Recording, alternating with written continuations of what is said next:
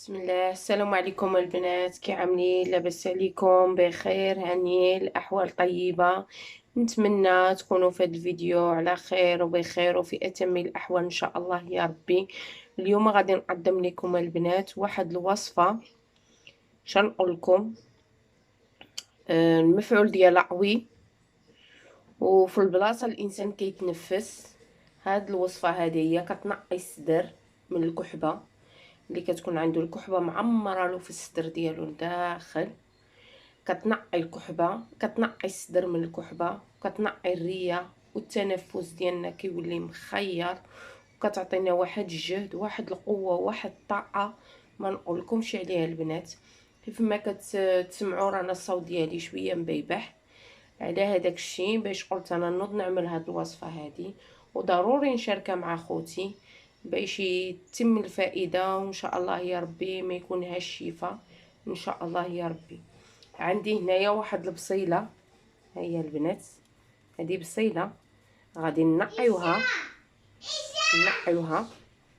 ونحكوها. انا ها هي عندي محكوكه، ها هي حكيتها، هي عندي في الماء ديالها. اما بغيتش نطول معكم الفيديو انا حتى بديت نادي قلت ضروري نشاركها معكم. ها هي عندي محكوكه. غادي نجيب هنا واحد الكاس، ها هو، ونجيب الصفايه وغادي نصفي هاد الماء ديالها. هانتوما كيف ما كتشوفوا نحط هنايا ونبرك نصفيها. ايها ودناها الماء ديالها هكا على التقدر اللي تقدر تشرب. هي البنات راه واخا تعطيها لولادك صغار راه ما كتبقاش فيها النسمه د البصله، والبصله خصها تكون حمراء ماشي بيضه. البصله خصها تكون حمراء ماشي بيضه، حيت الا كانت بيضه كدير واحد النسمه خايبه. هذه حمراء كتعطي العيال، واخا العيال صغار يشربوها. هانتوما كيف ما كتشوفوا انا عملت العياص اللي غادا نشرب. ها هي واخا جوج جغمات ولا ثلاثه، المهم كتعطي المنافع ديالها. ها هي البصيله ديالي انا حيت دابا نشربها دابا على هذاك الشيء قلت ضروري نشاركها معكم. غنعمل لها هنا واحد الكشاره ديال العسل. هانتوما كيف ما كتشوفوا، كيف ما كان عندكم العسل حره اولا عاديه اولا كيف ما بغات تكون، هانتوما كشاره كنحركوها معاها. ها هي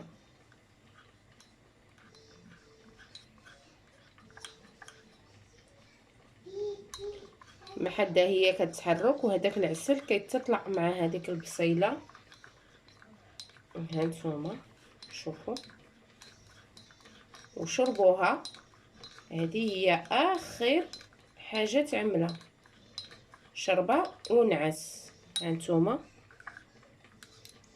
شوفوا، ها هو اللون ديال البصله هو تبدل. هانتوما اللون ديال البصله تبدل، ها مبقاش فيها هذاك اللوين ديال الابيض، ما بقاش، وكتولي حلوه، كتولي حلوه ملي كتعمل لها هاد العسل.